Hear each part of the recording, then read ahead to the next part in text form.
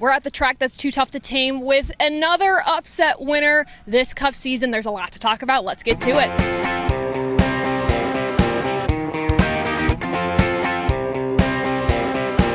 Hey everyone, it's Taylor Kitchen and welcome back to Above the Yellow Line, the show where we do motorsports media your way, talking about NASCAR all the time. And I'm joined by Toby Christie of TobyChristie.com. How you doing? It's me. I'm doing great. It's been a good day at the racetrack. Got to hang out with you quite a bit, and it's been good. It's been really, really good. Awesome race, by the way. Fantastic race in a hot weekend. It was it was beyond hot at the track, but fantastic race, as I alluded to in the intro.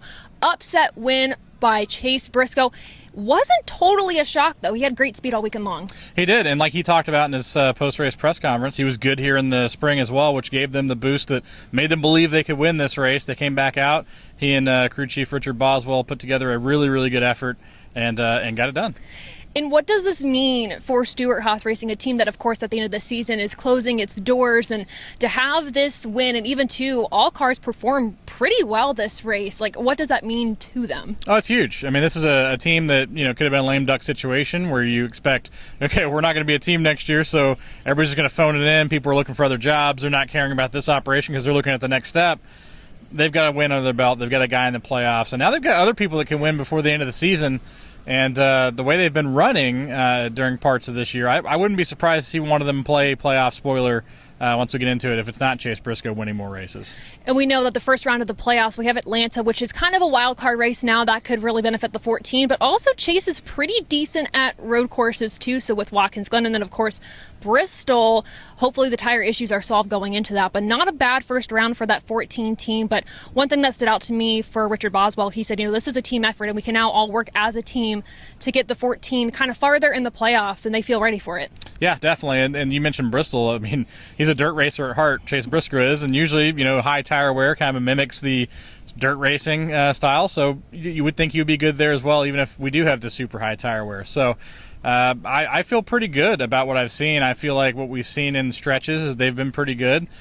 We saw his last playoff run a few years ago where he almost advanced to the championship 4, came up very close at Martinsville, just barely missed it. So this is a guy that's had the past history where he's made sustained runs in the playoffs once he gets there. 100%, and of course the high line. You want to rip the high line here at Darlington. That favors a lot of the dirt track racers. So definitely favor to him today. Of course, your top 10, we have Chase Briscoe. Kyle Busch had to outduel the two-time champion again, second week in a row. That had to happen to Kyle to win a race. Unfortunately, though, because he was outdueled by Chase Briscoe, did not make the playoffs. But, man, they finished this regular season really strong. It really did. It looked like they were out to lunch and it was not going to be a good finish. And then all of a sudden they gather it up. They get a fourth-place finish at Michigan, back-to-back runner-up finishes to finish things out. And they're 16th in points now. So even though they didn't make the playoffs, if it was just point-based strictly, Kyle Busch is in the playoffs. I mean, that's just crazy that they made that kind of a rally, because I think they were like 18th or 19th a few weeks ago. So yeah. Big turnaround. Great turnaround for the number 8, of course. And third, we have Christopher Bell. Fourth, Kyle Larson. I jumped ahead there. But Kyle Larson, speaking of fifth to number 5, he had probably the most dominant car during this race, and unfortunately just did not play out with how the cautions fell later in the run. Yeah, and we've seen it happen a lot of times when he dominates these races, especially here at Darlington. He leads 100, 200 laps, and it just doesn't work out. You just never know what's going to happen in the closing laps of these things. Chase Briscoe was kind of stalking him all race long, was kind of lining him up, going, man, if I could just get by him, I think I'd have a shot.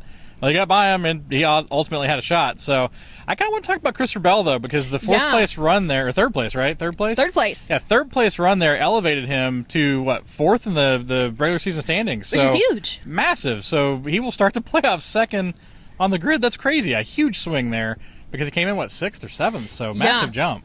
Yeah, really big jump for the number 20, and we know when the playoffs hit, they just fire on all cylinders. So definitely a threat, I think, to make his third consecutive start in the championship 4. Yeah, and Adam Stevens, the crew chief, starting to get a little healthier. He should be back at the track in a few weeks. He was supposed to have tried it today. I didn't see him, so I don't know if he was actually here or not. But that's got to be like a really good comfort feeling there for them going forward, and we'll see how things go. But yeah, I think the fact that they are going into the playoffs with momentum speaks volumes for what we've seen out of them in the past. 100%. Moving on to the next finisher, we have Ross Chastain, which, again, another driver that was fighting for a championship playoff spot. Unfortunately, did not pan out for him. He just really didn't have the speed at all this weekend. No, he didn't, but they made a gamble that at least gave him a shot, put him in the opportunity to have a chance to race for the win. He was in the lead. He had, a mix-up there, but Chase Briscoe made an incredible move to get by him. Ultimately, he just, like you said, did not have the speed, and especially on the older tires, wasn't going to be able to hold him back. He tried it. It didn't work, but at least they gave it an effort. They went down swinging. Ultimately, they will not advance to the playoffs. And speaking of going down swinging, Chris Buescher finishing right after Ross Chastain there. Of course, because of this win for Chase Briscoe, it knocked him out of the playoffs, but he was on track to get in. Well, that's the guy you got to feel the worst for, because he was barring a last-minute crazy winner, which we ended up getting, Chris Buescher's in this playoff field. But then on top of that, you look back at May, though. 2 back-to-back weeks in May at Kansas and at Darlington here at this racetrack early in the year. Just heartbreak, back-to-back. He had the photo finish at Kansas, the closest finish in NASCAR history. Initially, when he crossed the line, his number was on top of timing and scoring and on the scoring pylon. They looked back at the replay, and it was like, ooh, yeah, no, sorry. You lost it by about an inch. And then ended up having the lead late in the race. At Darlington the next week, got contact from Tyler Reddick, which cut his tire down, finished 30th instead of winning. Ultimately, that's a huge point swing. That's the reason he's not in the playoffs now, because he probably would have passed Ty Gibbs without that having a thing. 100%. But yeah, I mean, ultimately, it's just a bunch of different things that add up throughout the year. But man, you look at that 2-week stretch in May. Had one of those 2 races gone his way, this wouldn't be a thing. And then, of course, we have Joey Logano, Corey LaJoie. Corey LaJoie, top 10. Top 10. I mean, he's been taking it in the shorts a lot lately, right? I mean, people have been talking about Corey LaJoie doesn't deserve to be here. He's flipping. He's doing all sorts of stuff. He just makes mistakes on the racetrack. Gets a solid, quiet top 10 finish tonight. Just exactly what they needed. 100% to round out the top 10. Tyler Reddick, by the way, your regular season points champion, and he had one hell of a race. Quite honestly, it was kind of brutal. He went through hell during the race, I think is what you're trying to say. Yes. He had to keep his fluids and everything intact inside of his body, going forward and going backwards. Somehow he says he was able to hold on to it. On the radio during the race, he said he wasn't able to hold on to it. So did he really? I don't know. No clue. He did the post-race press conference. We didn't smell anything in the media center, so maybe he made it. Unless they got him a new suit. I don't know. You never know. Yeah, good to see him make it through that, and of course, winning that regular season championship by 1 point over Kyle Larson. That's why you never give up, and just the determination and just grit that took. Like, I would have cried. I couldn't have done it. Like, I was listening to his radio. He sounded miserable, and it was early in the race. I was like, oh no, he's not going to make it. I mean, he's running top 5 right now, but there's no way he's going to hang in there this long. He does not sound like he's happy to be here right now. No. They ended up getting him some medicine on a few of his pit stops early on in the race.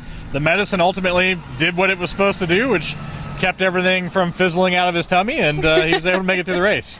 Now, the one storyline I want to focus on here is Martin Truex Jr. The worst of the worst happened to him. Like, lap 2, just made an egregious error, I would say. Just like he said, he was an idiot for making the move. It just wasn't good. Fighting for position with William Byron, just lost the car up into turn 2, and just got into Ryan Blaney and was out of the race on lap 2. Yeah, the worst case scenario. The one thing he could not do, he did, and ultimately he nearly gotten himself in a situation where he didn't advance in the playoffs because of it. Luckily for him, Chris Buescher didn't get the points needed to be able to pass him, 6 points shy, so Martin Truex Jr. will advance, but man, it was close for sure. I'm sure he was really worried there for a little while until the stage 2 thing clinched it for him. 100%. I mean, just from start to finish for this race, it was so eventful. I would say one of the better 500s that we've had, maybe? It was pretty good. So for a while, it was really clean. So you had the lap 3 incident there with Truex and Blaney, which kind of wiped them out. But for the rest of the race, it was pretty clean until we got to about 50 to go. Yeah. And then, as we usually see, things got a little crazy. But ultimately, I believe it was controlled chaos because we didn't have just people wrecking and just all sorts of crazy stuff. We had the one big crash, but it wasn't like a crash fest. It wasn't one of those things where you're like, oh, come on, can we just end this already? It was really good. It all played out well. And at the end of the day, you get a winner who really, he wanted it more than anybody else and took it. And I feel like you don't share your opinions a lot at all. So I want to know your opinion on, did you like this as the regular season ender, or did you like Daytona better? Oh, see, that's a tough decision because Daytona is such a wild card, right? And anything can happen. But we saw last week, it doesn't matter what week you put that at, you're going to have that. So I don't really think Daytona has to be the last race of the season. Sure, it's cool because you go into it knowing that anybody could lock in on that last race. But as we saw today, you can still have that here. So I really think it's any given Sunday in this series with the next-gen car that's really leveled the playing field over the last few years. And we just continue to see it. As soon as you're like, okay, I think we've gotten to a point now where the teams have figured things out. I think we've got our people that are going to win each and every week. They throw a curveball and we get random people. Now we've now have Harrison Burton and Chase Briscoe in back-to-back weeks win this thing as we're closing in on the playoffs, going into the playoffs next week. I mean, it's incredible. Yeah, it's going to be wild. I mean, with this car and with the parity it has, you have drivers like Austin Cindric, Harrison Burton, Chase Briscoe fighting for a championship. And truly, again, like, this was not a fluke win for Chase Briscoe. He had an excellent car all race long. It was such a fun event. How would you rank this, above or below the yellow line? Above or below the yellow line? Man, I would say above for sure. I think it was a really good race. Are we giving it like a number? I don't remember. How do we work out on of that? 100. Out of 100. Yeah. Okay, out of 100, I'll give it a 91. Whoa. Because I feel like the finish was good. Okay. It was compelling to the end. You had Kyle Busch chasing Chase Briscoe, so you had the intrigue of, okay, whichever one of these guys wins it, somebody's getting screwed out of that playoff race. So it was fun from that aspect. And then also just the fact that Kyle Busch was active for the third straight week, looking really good, was pretty fun to see. So I feel overall it was a good race, and even the clean parts of the race were fun. And I feel like the stages really helped break that up too. So it wasn't a part where I was ever like, man, can we just finish today and get out of here? It's hot. I want to go home. It was good. It was 90-something degrees at the start of this race. Oh, my God. And at no point did I want to leave. It was really good. I would have to agree with you. I'm going to go one up below that and just go with a 90%. It was a very compelling race.